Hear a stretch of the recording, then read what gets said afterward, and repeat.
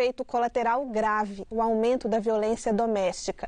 O Fórum Brasileiro de Segurança Pública divulgou hoje uma pesquisa que mostra que as brigas de casal dispararam entre fevereiro e abril.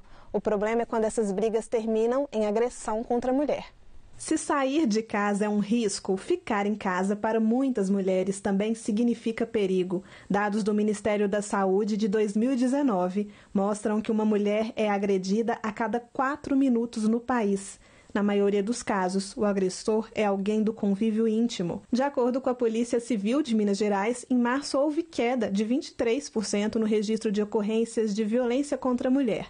Mesmo assim, ainda foram 1.275 denúncias no estado. Apesar da queda no número de denúncias, os esforços das entidades de apoio à mulher estão redobrados. O receio é que, por estarem sem poder sair de casa, as mulheres estejam com mais medo de denunciar. Tendo em vista que a violência contra a mulher não é apenas a violência física, nós temos uma violência psicológica, patrimonial, moral ou sexual no âmbito da unidade doméstica, familiar ou em qualquer relação íntima de afeto, que pode intensificar com esse confinamento, às vezes pela utilização de bebidas alcoólicas, drogas ilícitas, ou até a própria questão econômica e social que esse período tem gerado em relação aos familiares. Por meio da coleta de informações via Twitter, o Fórum Brasileiro de Segurança Pública chegou a uma estimativa preocupante. As menções a brigas de casal aumentaram 341% nos últimos 2 meses.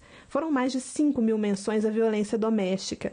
As estatísticas do Ministério da Mulher, Família e Direitos Humanos do Governo Federal também indicam aumento. No último mês, o número de denúncias aumentou 9%. Isso porque, infelizmente, nós já vivemos numa sociedade estruturalmente patriarcal, onde as relações de controle, de domínio, que os homens acreditam ter sobre os corpos, e sobre os comportamentos das mulheres, vão estar ainda mais acentuados nesse momento.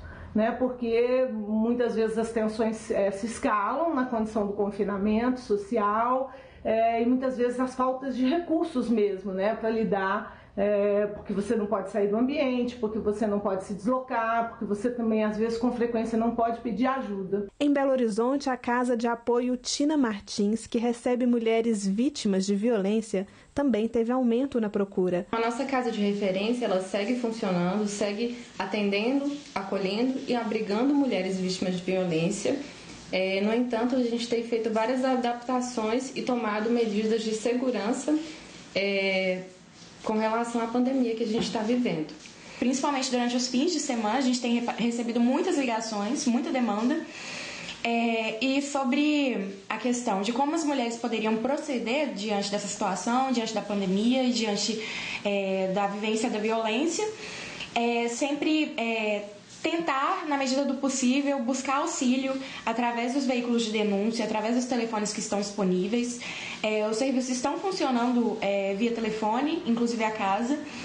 Toda a rede de enfrentamento à violência contra a mulher continua funcionando normalmente. Inclusive, os juízes continuam tendo o prazo máximo de 48 horas para julgar medidas protetivas previstas na Lei Maria da Penha. Uma mulher vítima de uma agressão durante esse período de quarentena, isolamento social.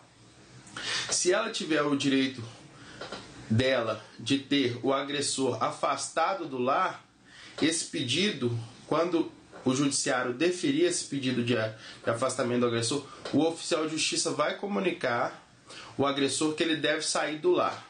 Inclusive, a Polícia Civil, juntamente com a Secretaria de Justiça e Segurança Pública, lançou um aplicativo, que é o MMG Mulher. Esse aplicativo ele pode ser baixado de forma gratuita e lá a mulher vai ter orientações, endereços de delegacia, vídeos também institucionais que irão auxiliá-la a saber quais são os tipos de violência, como proceder, e também essa vítima pode criar uma rede primária colaborativa, ou seja, indicar seus familiares, vizinhos, a fim de que, na eventualidade dela se sentir em perigo, encaminhar a sua localização via SMS. Pois é, anote os números para denúncia, então. 190 da Polícia Militar, 100, que é o do Disque Direitos Humanos, 180, que é da Central de Atendimento à Mulher. Ou ainda o aplicativo MG Mulher, disponível nas lojas de aplicativos. O Brasil tem mais de 2.500 mortos por Covid-19. 2.575 é o número exato. Foram 113 óbitos em 24 horas, a maioria em São Paulo. De acordo com o Ministério da Saúde, o número de casos confirmados de coronavírus no país chega a 40.581. Em Minas, o número de mortes por coronavírus subiu para 41. De acordo com a Secretaria de Estado de Saúde, outros 74 óbitos estão em investigação. Até o momento, foram confirmados 1.189 casos. Já o total de casos suspeitos de Covid-19 chega a 75.441. Segundo a Secretaria de Saúde, por aqui apenas 3% dos leitos de UTI estão ocupados por pacientes com a doença. E Minas tem a quinta menor taxa de óbitos por 100 mil habitantes entre todos os estados. A Caixa Econômica Federal segue com o calendário de pagamentos do auxílio emergencial de R$ 600. Hoje foram creditados os pagamentos para mais de 6 milhões de pessoas entre os beneficiários do Bolsa Família e inscritos via aplicativo e site, que vão receber por meio de poupança digital da Caixa Econômica Federal. Até amanhã desta segunda, 24 milhões de brasileiros já haviam recebido 16 bilhões e 300 milhões de reais. Em coletiva, nesta segunda-feira, representantes do governo federal destacaram que quem se cadastrou e teve o pedido negado terá a chance de contestar a negativa, caso a justificativa esteja errada. Também foi anunciada a antecipação do pagamento da segunda parcela do benefício para esta semana, dia 23. Quem ainda não teve o cadastro aprovado pode receber 2 parcelas de uma só vez. Muita gente está enfrentando dificuldades financeiras, inclusive para arcar com as despesas básicas, como água, luz e aluguel. Para aliviar um pouco a situação, algumas prestadoras flexibilizaram datas e formas de pagamento. No caso dos aluguéis, a dica dos especialistas é tentar renegociar os valores. Há quase um mês, o governador Romeu Zema anunciou medidas que seriam tomadas para ajudar os cidadãos de baixa renda a passarem por esse momento complicado. A CEMIG suspendeu o corte do fornecimento de energia para quem paga a tarifa social. Além disso, permitiu que as contas, tanto deste grupo como de hospitais filantrópicos e microempresas, sejam parceladas em 6 vezes. Os clientes têm acesso remoto ao atendimento da empresa. No site da CEMIG, basta fazer um simples cadastro, onde o cliente precisa ter as informações de seus dados pessoais, basicamente o e-mail, telefones de contato e o CPF, além dos dados que constam na fatura de energia, o número do cliente e o número da sua instalação. Uma vez feito o cadastro, nos próximos acessos, ele consegue visualizar o menu de serviços diretamente. Então, o cadastro precisa ser feito somente uma vez. Outros serviços, como falta de energia e informação de leitura, podem ser acessados também através do SMS, que envia de mensagens de celular gratuito para o número 29810. CEMIG registra o protocolo e faz o atendimento da mesma forma que de quando a solicitação é feita nos canais tradicionais. A Copasa também adotou algumas medidas. Entre elas está o fornecimento de água até o fim do mês a quem paga a tarifa social e a suspensão de multa ou juros para pagamento de contas atrasadas. Já para os comerciantes que tiveram as portas fechadas por causa do coronavírus e que têm vencimento de conta até dia 20 de abril, o prazo para pagamento foi prorrogado para 20 de maio. A Copasa informou que quem recebeu até o dia 20 de março o aviso de corte do abastecimento tem até o próximo dia 20 para pagar a conta. O prazo para pessoas de mais vulnerabilidade não terem o sistema suspenso pode ser prorrogado. O governo conseguiu intervir na luz, na água, mas algumas contas não têm jeito. E aí é necessário diálogo e boa vontade para atender a todos. É o caso dos contratos de aluguel. Com as portas fechadas, os comerciantes sofrem para arcar com um compromisso. Os autônomos também têm dificuldade para pagar a conta. Priscila conseguiu sensibilizar a proprietária do imóvel onde mora. Eu entrei em contato com a imobiliária e pedi para ele se teria como reduzir o meu aluguel ou fazer um acordo, porque esse período de pandemia eu estou sem trabalhar, então não sei quando eu volto.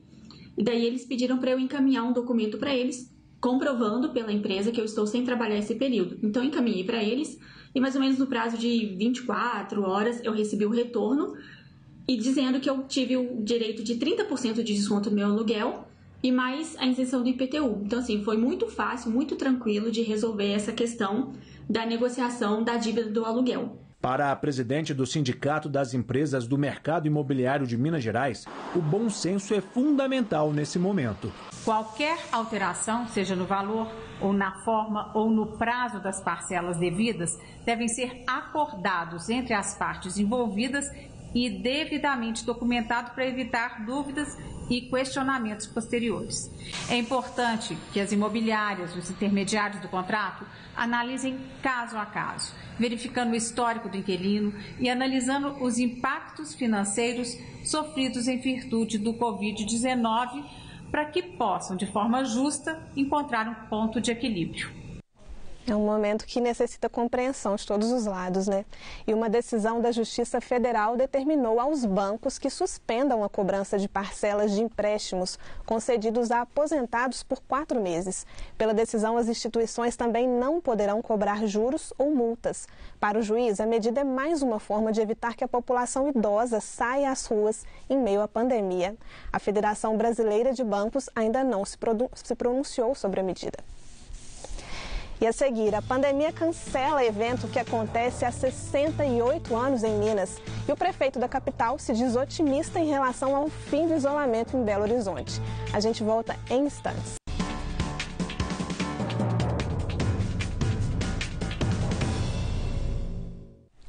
Um decreto estadual suspendeu a cerimônia de entrega da Medalha da Inconfidência, evento tradicional no dia 21 de abril, na cidade de Ouro Preto.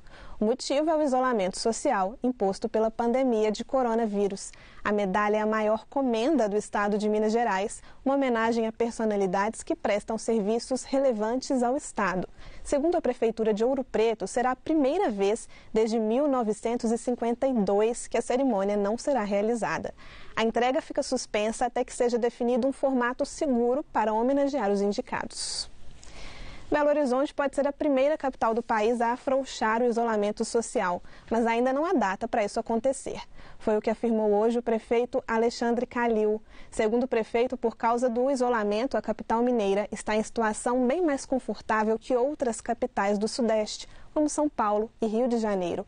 A cidade tem 460 casos do novo coronavírus e 8 mortes. Para o prefeito de Belo Horizonte, o enfrentamento ainda está no começo. A guerra começou e nós nos preparamos para essa guerra. Não temos ainda a data da flexibilização.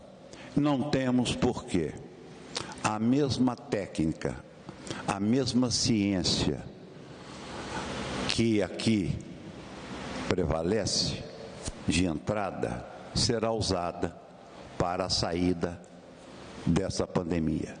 Isso não é feito de qualquer maneira, isso é feito com responsabilidade, com matemática, com probabilidade estatística e principalmente com ciência. O prefeito disse que, no momento, Belo Horizonte tem 409 leitos de CTI. Em 60 dias, outros 279 serão abertos na capital. De acordo com a Secretaria Municipal de Saúde, até a última sexta-feira, a taxa de ocupação das vagas dedicadas ao Covid-19 era de 48%. E para a alegria dos torcedores do Atlético Mineiro, começaram hoje as obras de construção do novo estádio do Galo. A Arena MRV, com capacidade para 46 mil torcedores, ficará no bairro Califórnia, na região noroeste de Belo Horizonte. Hoje chegaram ao local as primeiras máquinas para terraplanagem. A previsão é de que as obras sejam concluídas em 2022 e estão orçadas em 460 milhões de reais. O estádio é uma parceria entre o clube e a construtora MRV Engenharia. E por causa da pandemia do coronavírus, todos os campeonatos esportivos foram suspensos, entre eles o Estadual Mineiro. Mas já há perspectiva de retomada das competições, só que sem o seu principal personagem, o torcedor.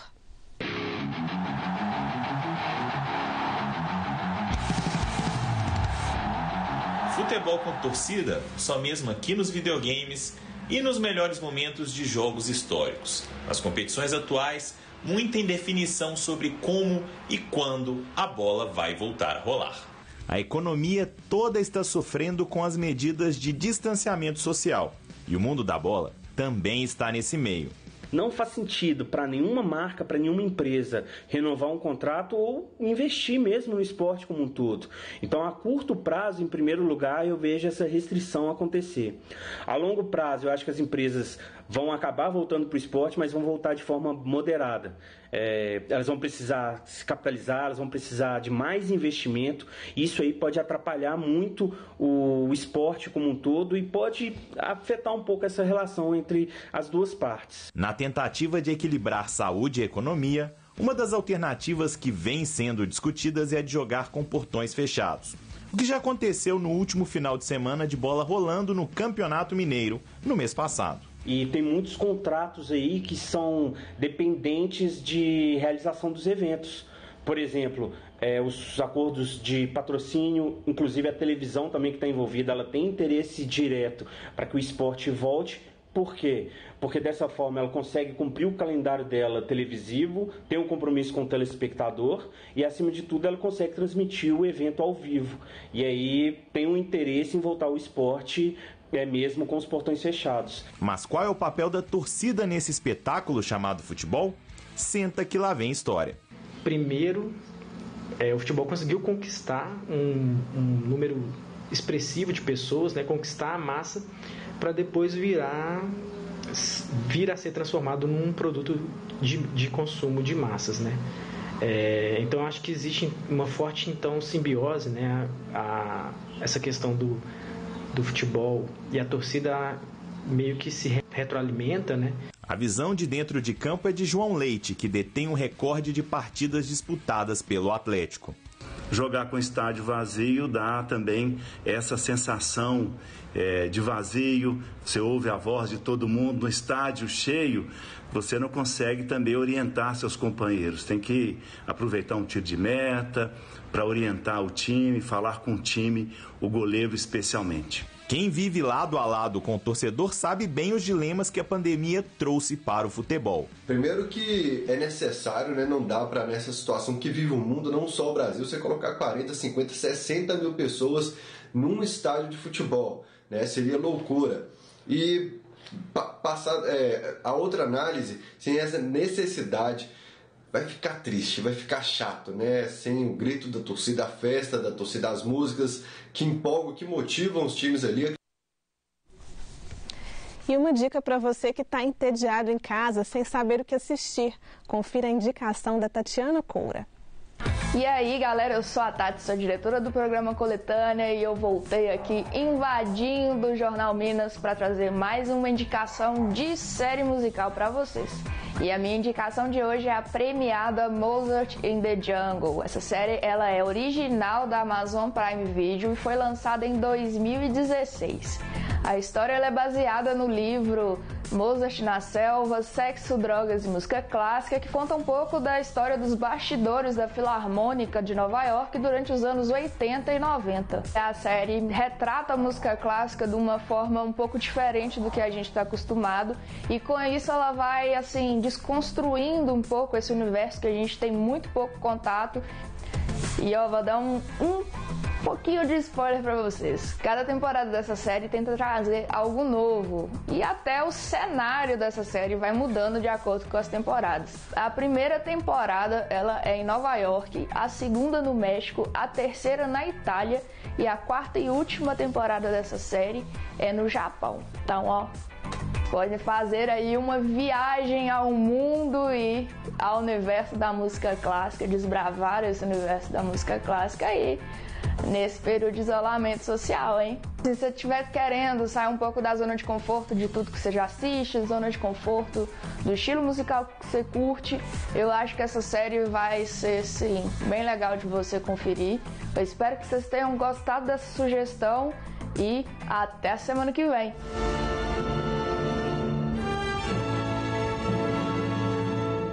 My heart, it has been bleeding for a while, and I think your voice is the only thing that can save it.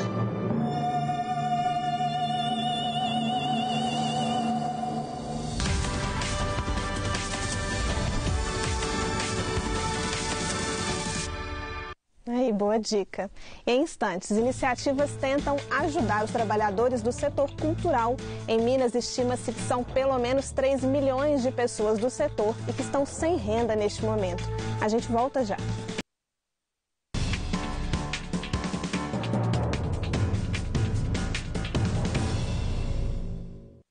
Com a suspensão de eventos artísticos por causa da pandemia, milhares de pessoas que atuam nos bastidores perderam a fonte de renda.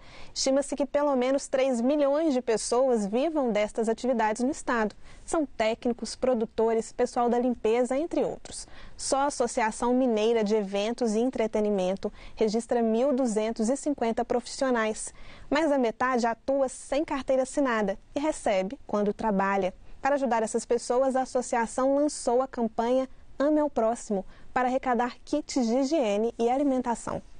A logística de captação de recursos para a campanha Ame ao Próximo, ela se dará da seguinte forma, através de parceria com os artistas que estão realizando as lives, e durante as lives eles solicitam doações, sejam de donativos ou então bem de recursos financeiros, bem como através de parcerias firmadas com empresas de grande e médio porte. Então, o que acontece? Tanto os artistas, quanto as pessoas comuns, quanto empresários que se sensibilizarem com essa campanha, poderão nos fazer as doações, como eu já disse, de donativos ou de recursos. Se você é do ramo e precisa de ajuda ou quer ajudar, procure mais informações no site da Associação Mineira de Eventos e Entretenimento, www.ame.art.br.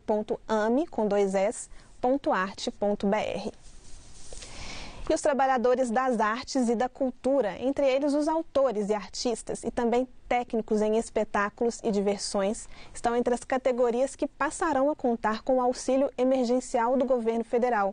Eles devem ser incluídos na lista a partir de quarta-feira, quando o projeto que amplia as categorias contempladas pelo auxílio deve ser apreciado no Senado. 100 bilhões de reais é o cálculo do impacto da pandemia do novo coronavírus na cultura.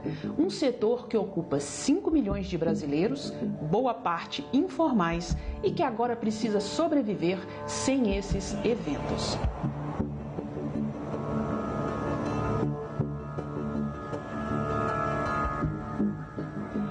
Olá, eu sou a Simone Pio e o nosso assunto hoje são os prejuízos com os cancelamentos de shows, baladas, exposições, adiamentos de estreias de filmes, uma cadeia produtiva que garante renda a profissionais das mais diversas atividades, desde aquele ambulante que vende uma cervejinha na porta do show, passando pelos técnicos que atuam atrás das câmeras, até o mais disputado artista. O mercado de entretenimento, ele vive em constante mudança e então a gente vai ter que se reinventar de várias maneiras. E o público de eventos, ele também gosta de novas experiências. Entre essas novas experiências, as lives de cantores, especialmente os sertanejos, têm sido um sucesso de público e de patrocínio. São milhões de acessos com milhões de arrecadação. Olha só como a agenda está cheia. Em média, são 4 lives por dia. Quem navega nessa onda são artistas consagrados, um gênero que nos últimos anos assumiu a ponta na popularidade do meio musical. Mas a indústria de entretenimento é formada por muitas atividades e em outros mares ainda não há terra firme à vista.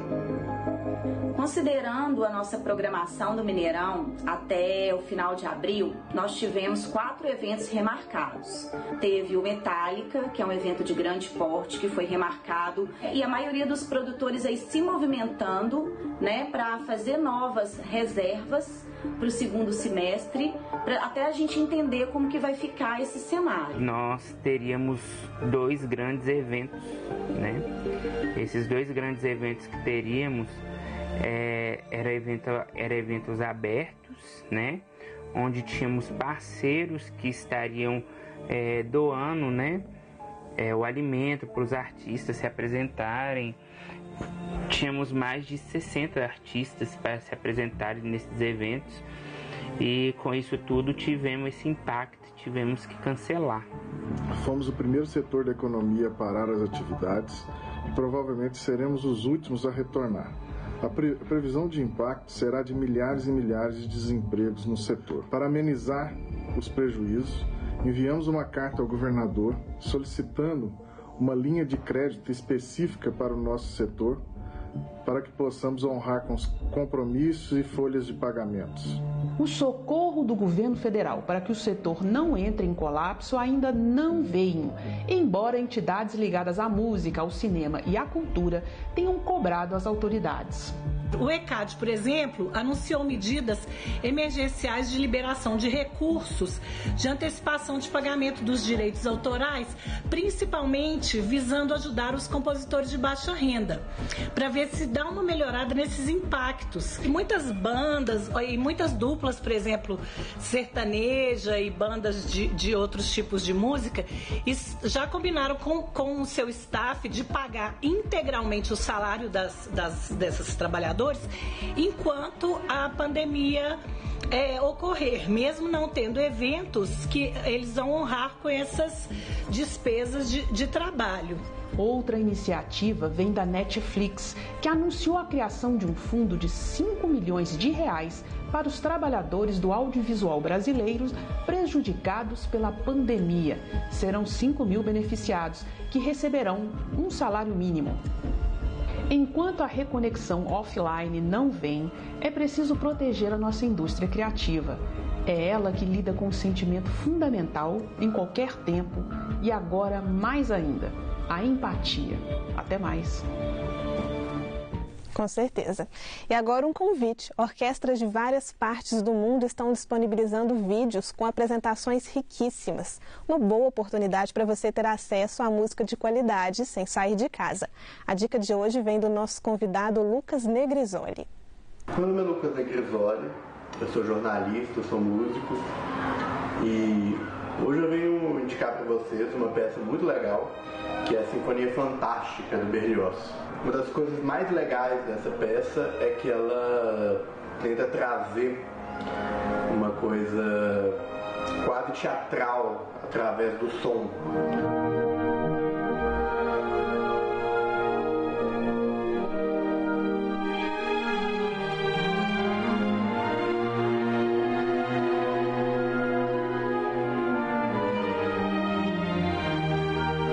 Peça tem, por exemplo, alguns instrumentos que funcionam como personagens.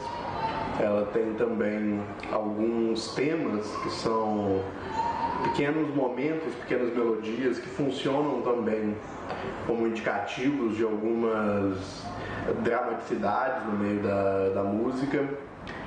E uma curiosidade muito legal também é que o diretor de cinema Kubrick, ele usou um instrumento isolado da parte orquestrada da peça na abertura do filme Iluminado, naquela cena icônica quando a câmera vai se aproximando cada vez mais do carro que vai chegando no hotel.